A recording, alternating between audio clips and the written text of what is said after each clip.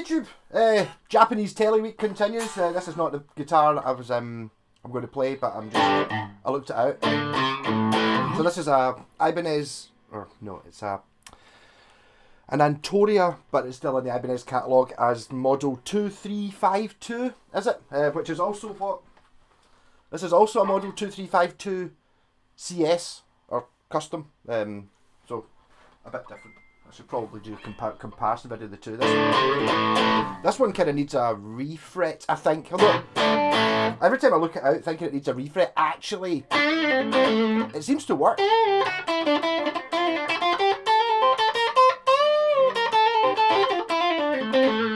It's a wee bit, but not much.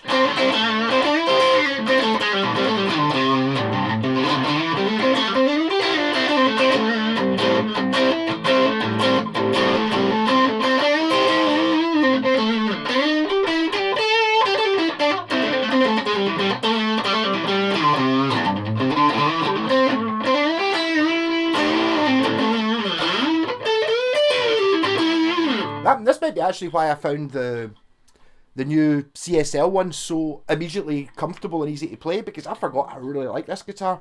I got it in a trade ages ago. I think I swapped it for a broken distortion pedal. This has been partially refretted. And I think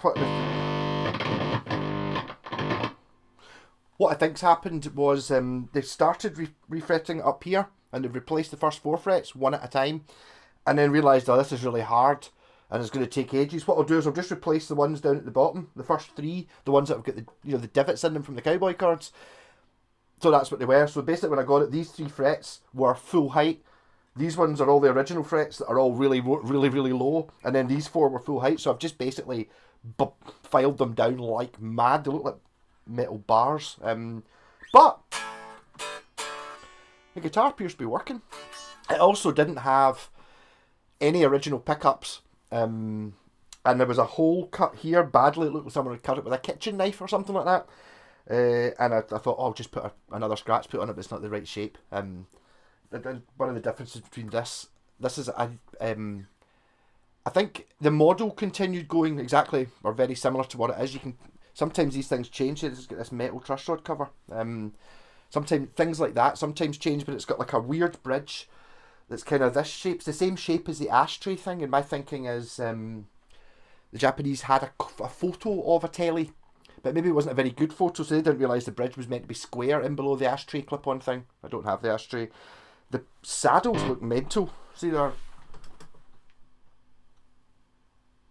wee bits at angle. Sorry, I'm trying to shout at the mic. Wee bits at angle iron, kind of sitting like that. Obviously these things, it's a little bit ugly, but it's meant to be covered with a metal plate.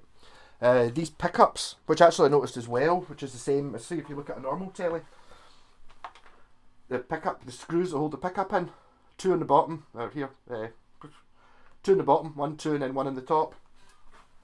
This one, which is why it had a replacement bridge, is the other way around. You get the 2 on the top, 1 on the bottom, but that's a more telly looking bridge. It's square. Actually, there's another thing I've just noticed. See the 2 extra screws here, which aren't on a normal telecaster. They obviously thought that was a good idea when they built this one. This is a 2019, is it? 2000 and... well, you can't see it because it's silver. F19, 2019, and that's 1974, so 45 years apart, made in the same factory. This one, never really been able to nail it down to exactly how old it is. I remember thinking it's in the Ibanez catalogue between... I can't remember when the first one it's in, but I decided I was just going to go for 73 for this, just because I think it went from 70 to 76 or something like that in the Ibanez catalogue. So I just took that something in the middle, but I don't have the original pickups to date code them, so I can't get it exactly. Again, just like the CSL, you will. I would not be surprised at all if there's a CSL that's this model, because it's even from the same catalogue. It was only available in this colour. The custom one's only available in black, and the other one, which I'm going to have to try and get, I'm the one with the one with the Strat headstock, and 2 of those wide range or whatever they are, humbuckery type pickups in it. So this one had a big bit that had been cut out with a kitchen knife, and I tried to I was going to put another tele scratch plate on it, and there's no way I couldn't cover up the big gouge, so basically I just put a pickup in there instead.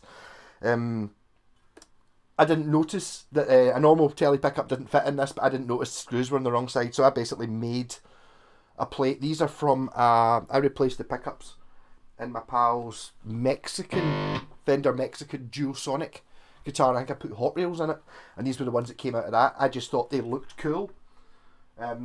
It took me ages to find the right knobs, which I deemed the right knobs were white jazz bass knobs. And this pickup in the middle, I kind of went more for colour than anything else, actually, just to fill up the hole. As you can see, there's a crack down there. So basically it's kind of holding the scratch plate together as well. This is an Ibanez pickup. So this one's the one with the crazy wiring in it, which actually I'm not sure. I always thought didn't work properly, but I think it totally does. So you've got single coil in the bridge.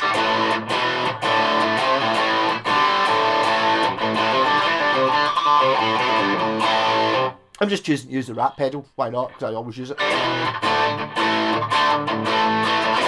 And then you get the neck pickup.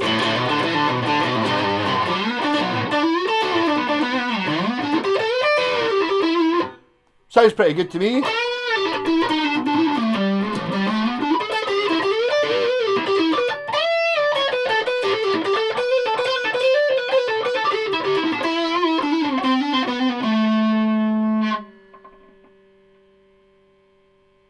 I'm just looking to see if it was me that put the dots on the edge of the fingerboard. It was. Because I noticed this guitar doesn't have a dot here. It's only got the 12th, the 15th and the 17th, and it doesn't have one on the 19th to the 21st like I tell you normally do. Like that. But we've got the same, we've got the 3-piece laminate neck. It's also got really cool tuners on it. I don't know if I'm going to be able to show you these, but see how thin the buttons on the tuners are. If I speak it here and then walk up to the camera to show you them. Get one that's at the right angle. There, look how thin that is.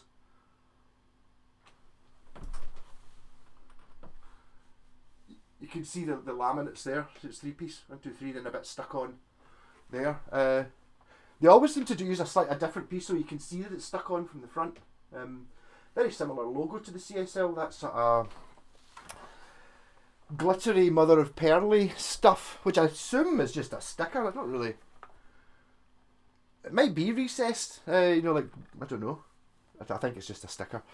Or a water slide. Obviously, the input jack on this isn't fantastic, as I'm now noticing when I've got it turned on. Yeah, so the middle pickup, I did some crazy wiring on this one. It's got because I had to have the pickup there, I wasn't gonna have it doing nothing. So. And it's also put finger bleeders on it as well, just 'cause I thought they were cool.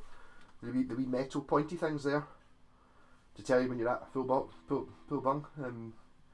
Quite like them, just because I thought they looked cool. And obviously you can see that this guitar is less of an accurate copy than what the CSL is, because it's got a Les Paul type switch and the output jack's on this metal plate, as opposed to a Tele which has got a lever switch and then the output jack's on the bottom. Yeah, so the way these are wired in, when there's 2 push-pull pots, both the volume and the tone, both push-pull, and they activate a humbucker. Half of this humbucker, so the bridge pickup. So if you're looking at it, is the bridge pickup the same as this? Right, so that's the bridge pickup, which is the same magnetic polarity as this. It's the same magnetic polarity as that coil of the humbucker, and it doesn't. So what you want is you want to make it, because these are from a Duosonic and it's quite a modern guitar. This pickup is stick to is north polarity, let's say, and then this one is south polarity. It won't stick to it, so that when you've got them both on, you're hum cancelling. So what I've did was, so you actually are still you're in hum cancelling mode when you get both of them on. But when you're in the bridge position, and you turn on this, it puts this in series with the one that it doesn't match. So it puts it in series with this coil here, making a humbucker. And then when you're in the neck pickup and you pull this one up, the bridge, the volume control, it puts this pickup in series with this. So if you've got them both out, you end up with a 2 humbucker guitar. That makes sense. So I never thought it worked, but I think it does. So here's your neck pickup. And then here's humbucker.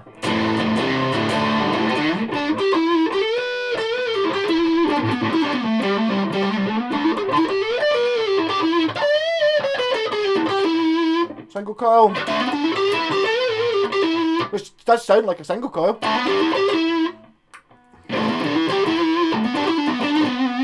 And if you go to the bridge pickup, single coil.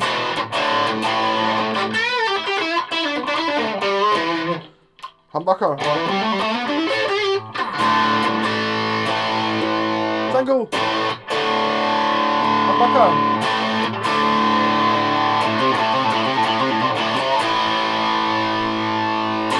So that gives you, I don't know how many sounds that's. So you got 3 on it anyway. And then if you pull this up, then you've got 4 with the bridge pickup on. And then in the middle position, so you get this one as a single coil and this one as a humbucker. That was the one that I thought maybe sounded a wee bit out of phase somewhere.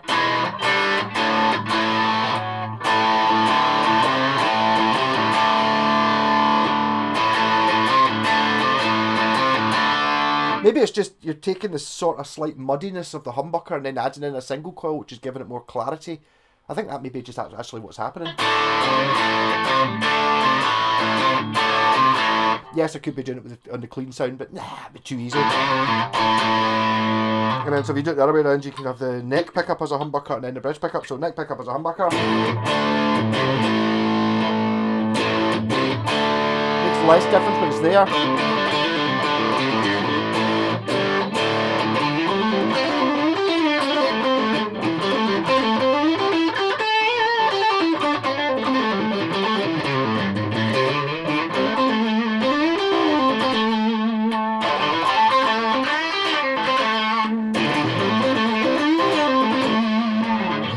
But as I said, that was really, if this hadn't had a knackered scratch plate, I would have just put 2 pickups in it and it would have been fine.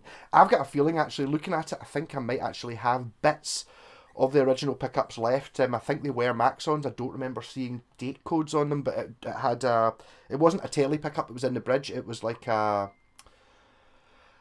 of a humbucker had been put in there and there was no pickup in the middle and the neck pickup was broken. So I think I have half maybe of a humbucker from some point. I don't think it was, neither of them were the original. These ones, the pickups that originally came in, these were a wee bit weird, because it's a different size from a tele pickups, different size. I had to Dremel it out to actually to be able to take the Duosonic pickup, but the bridge pickup in these was kind of looked a bit like a tele neck pickup. You know, it had like the chrome cover on it, as did the one in the neck, but the one in the neck wasn't the right size as a tele either. You know, a tele pickup is a good bit smaller. It's quite a thin that way, whereas, you know, a Strat pickup's wider.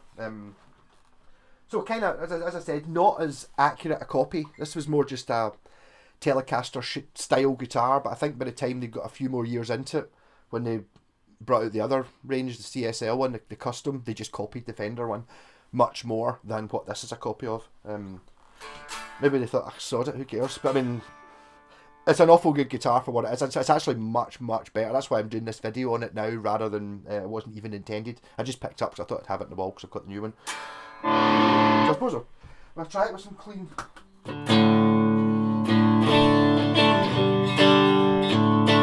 Bridge.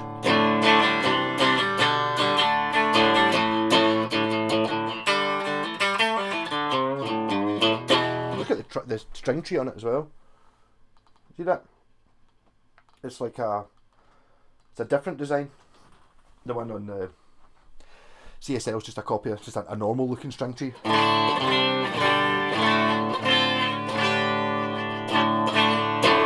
So there you go, single coil and then make it into a humbucker.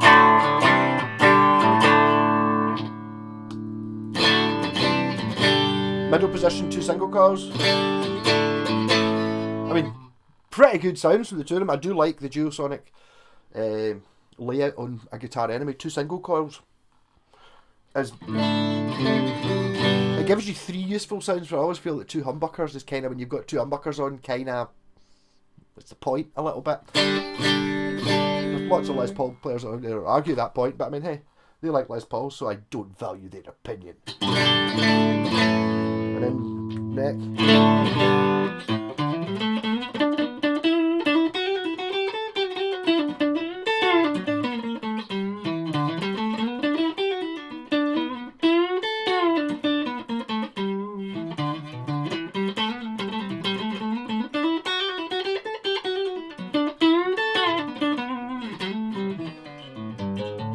Just the thing that really annoys me with this guitar is the truss rod. Is the truss rod works, but I've got it off, as in it's undone, and the neck is straight as you like. There's something there.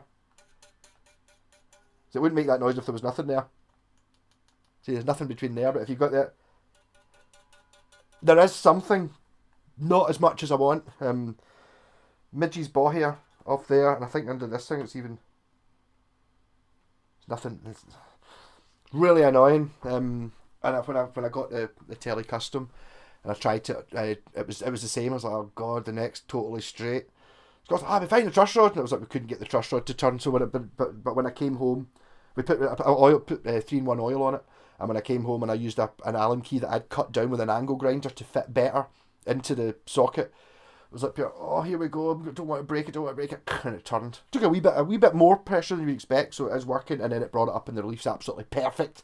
So I want to do that with this, but I don't know how to make the neck thingy. What's happened is it's just been straight for 40, 50 years. It'll take a wee while, and obviously it's not. It's a laminate neck, so it's super, super mega strong. So maybe what I should do is give this a wee go, like buy 12s or something, strings, and then just put 12s on it for 6 months and let it sit there and let them slowly pull it, and they might be able to pull it up a wee bit. Because when the truss rod turns and it's got plenty on it, you can make it go back the way, you just can't make it come forward because the neck's already just that wee bit too straight. But lovely guitar.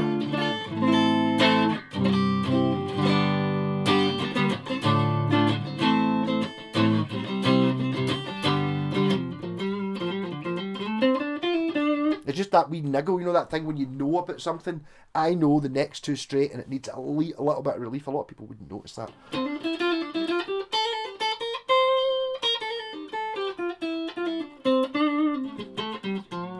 And I don't even know if... It's like the idea of doing the, you know, it's a good one to practice refretting on. I don't know if it's really, the frets are really that low, really, though. They are. Yeah, the frets are really low. They're as low as they go without, when it still plays, because I had to stone them to make them all the same level. So I should refret this, and I'm actually thinking, this is an unorthodox way of thinking about it. See, it's like, so, I put the new frets in, right? I crank the neck, the truss rod back the way so it's got a slight back bow in it, right? You with me? And then on the new frets, I level them with a slight back bow, which means that when I undo the truss rod and it goes straight again, the frets are going to be doing that. That going to work? I think possibly. Just to get, I mean, it's totally, it does have some relief. It's not totally straight. It's just not enough for me. Might sort it.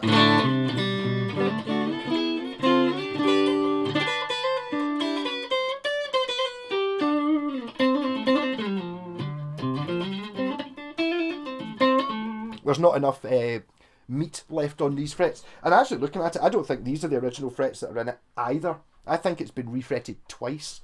What a colour though. This sort of eggy yellow. Very...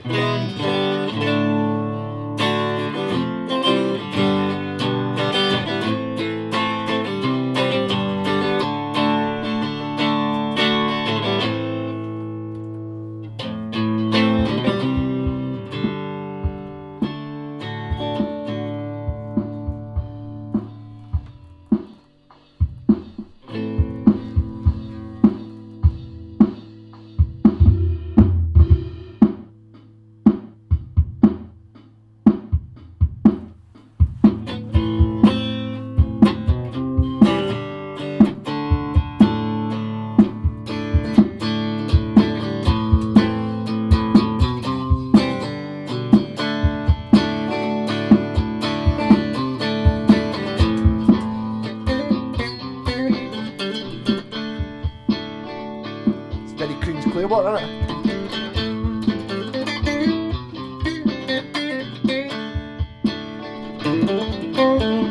Oh, sorry, but what's happened there is I'm using the middle pickup. Isn't really sticking out, but any of the other pickup sounds should, because that's what's already in the rhythm track.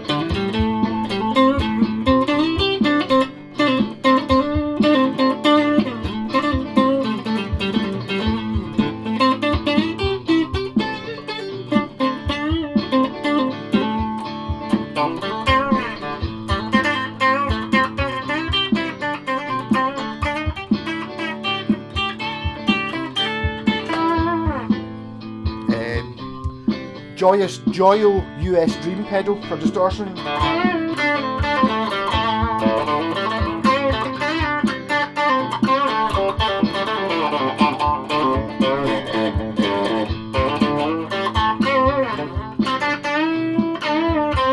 Strings in this are 6 months old as well. Bucker on the bridge.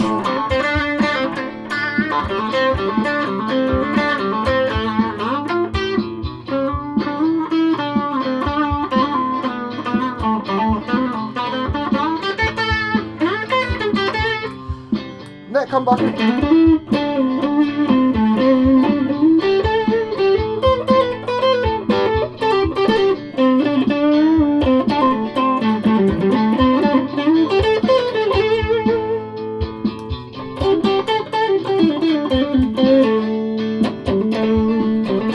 Rat pedal.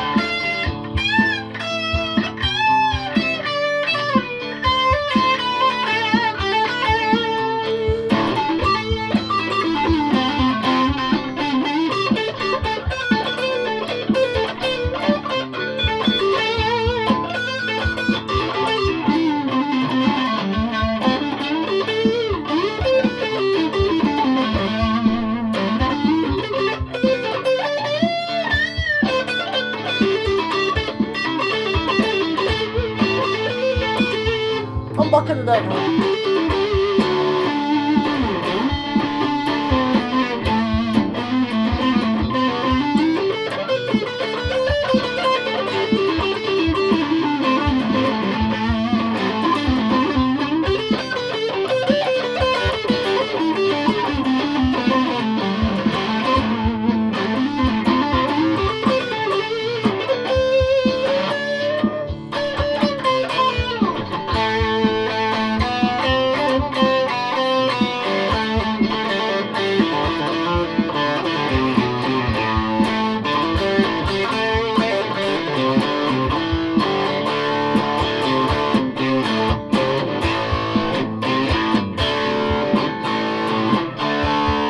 Both humbuckers.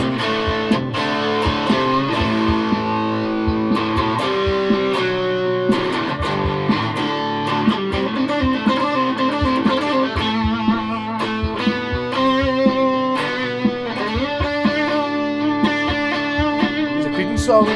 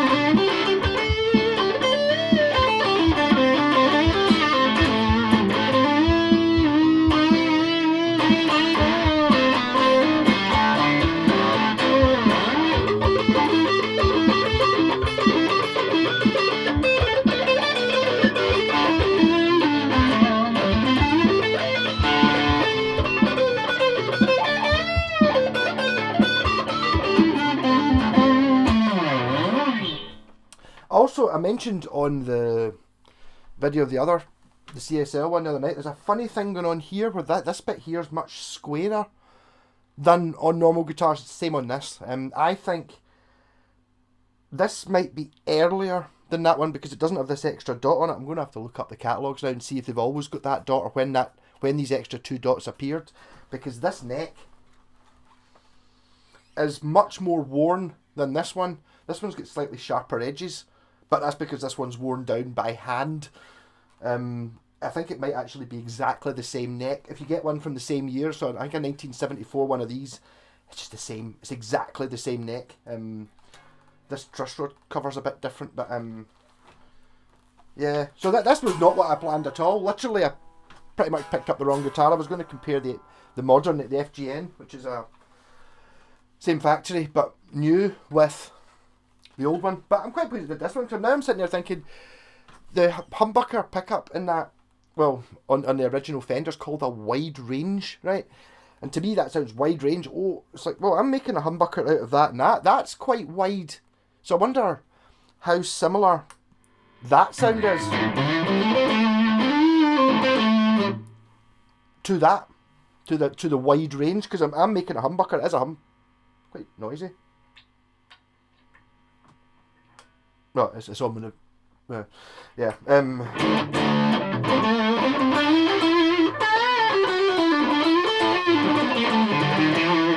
But I've got a funny feeling if you look back about 6 months, the last time I played this guitar, I was kind of started off the same as this one, going, yeah, I really like it, it's quite good, then play it and you go, that's really, really amazing.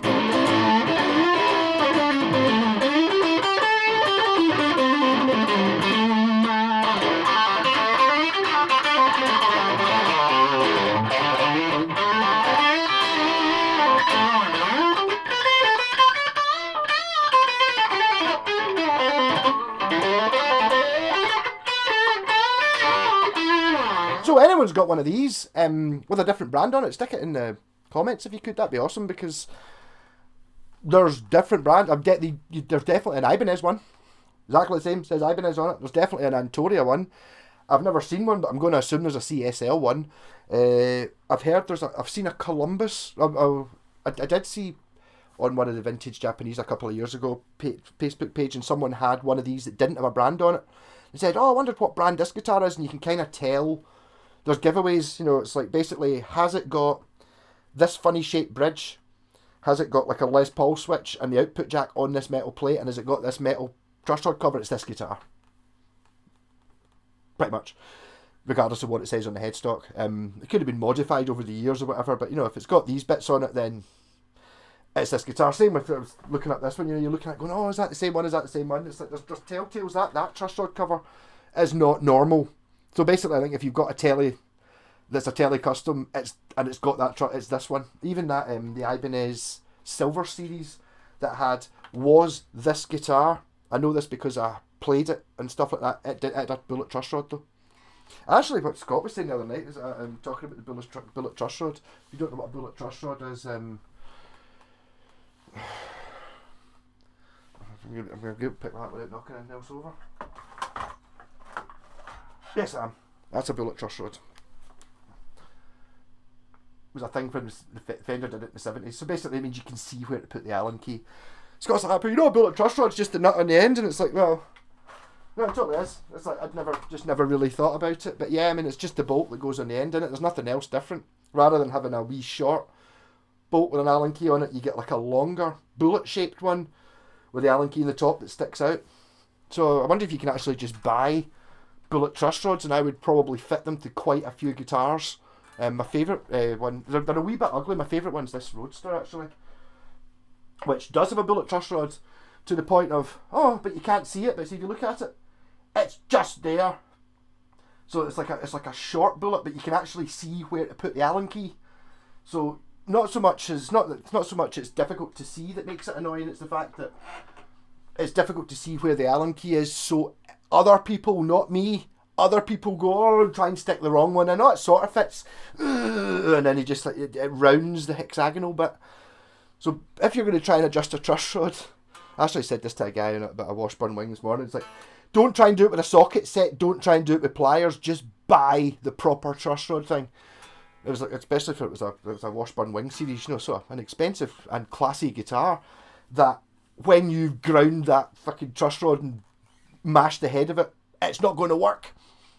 So you need to be very careful with that sort of thing.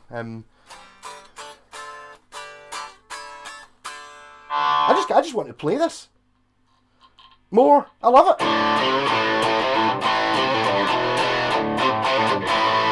It's a total beater. Now this just epitomises to me what a telly should be. Relatively light, really easy to play, nice and wiry and junky, and you can just fling it about. There's something so natural about the Telecaster shape. Okay, it doesn't have the contour here. It doesn't stick to you the way a Strat's a bit more luxurious. This is just like, a Strat's like a hammer with sort of, like a curved shaft, and it's got a leather handle on it, and all these things. But this is just a hammer, bit of wood, bit of metal on the top, hammer shaped. Does the job. You don't really need to have a particularly comfortable or good hammer, although I had one of the joiners I worked with did have one that cost him £100 for a hammer, and it was like it looked like a Washburn Falcon. It was beautiful, and it's like, fair enough if you're not going to lose it, but I mean, I just lose hammers, so I'm quite happy just with one that's not broken. But I need to join a band playing a guitar so I can play guitars like this properly, the way they should be played. It's not meant to be hanging on a wall in a collection the way it is. This was designed for playing in pubs, 4 nights a week or whatever it is. That's what this is for. If you wanted one to hang on the wall, you bought the Fender, or you bought, but back in the day you didn't get cheap guitars. I just can't fault the sound of it. I just love it. So I must impart some of it's to do with the actual guitar, not just the pickups. They're Geosonic pickups, modern ones, but I mean, that's still got that telly bite.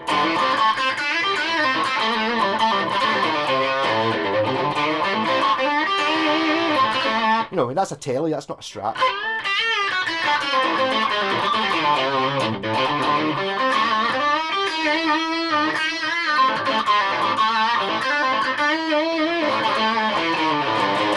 Actually, I've remembered, I was saying that the plate's the wrong way round on this, with the 2 screws on the top and the one on the bottom.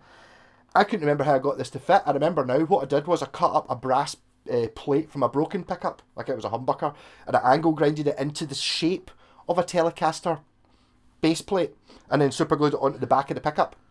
So basically that is more like a telly pickup than a Geosonic, because obviously part of the thing that makes a telly must be the fact that the way the pickup's attached to the same thing as the saddles are. It's got to be something to do with it. Also, actually, this is top loaded. This doesn't have the thingies on the back, which this one does. But again, this is much more like a Fender than this one. Although they're very similar, this is the one that they're just kind of going, alright Fender, yeah. We're thinking your modern guitars are a bit shit and we think we can do better. We're going to produce one that looks exactly the same in every way, but costs an awful lot less and is better. I think is the way it's going. I hear stories about the original Fenders being really heavy, and it's got that stupid 3-bolt neck, whereas it's just got the 4-bolt neck, so you can get the same. Yeah, I would argue that wasn't the same backplate where it says made in Japan, because if you look on this one you can see that it says made in Japan lower down, closer to the bolts, whereas this one is higher up, more like in the middle.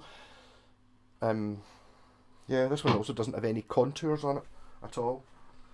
But yeah, actually, while I'm so maybe this will be the my profile shot, not the thing. We see that curve there. That doesn't have to look very much like the curve that's in the back of this one, doesn't it? You can't really get the light shining off it right. You can see the shape of it there, and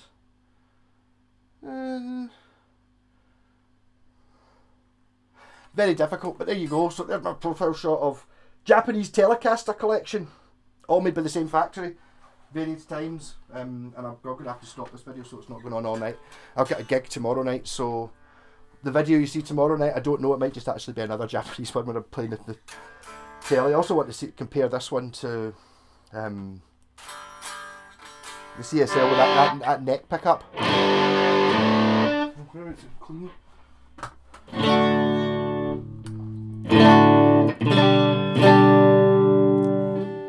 See, I've got a feeling that sounds exactly the same as what that does.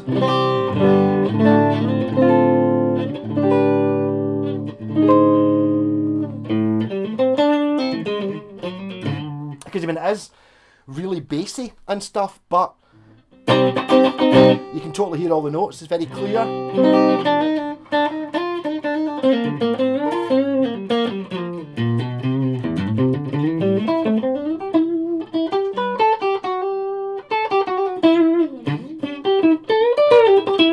So thanks for sticking about this long. If you did indeed stick about this long, get to bed so you can come and see us tomorrow night. And Ivory Black's playing the Black Sabbath stuff. We're going to be fucking brilliant. I know we are. The band's best band I've been in. Really, just the way we all work together. It's kind of like I'm getting to. It's not very often. In fact, I've never been in a band before where I could go all in, sort of thing, because you don't want to outshine everyone else. Because I'm only the bass player, so you don't want to be like pure, you're standing there doing the rock star stuff and pure enjoying it and stuff. You stick out like a sore thumb. Whereas the drummer's really fucking good, the guitar's really good, and the singer's brilliant as well. So it's like I can, when I push and a bit more, they respond and join in.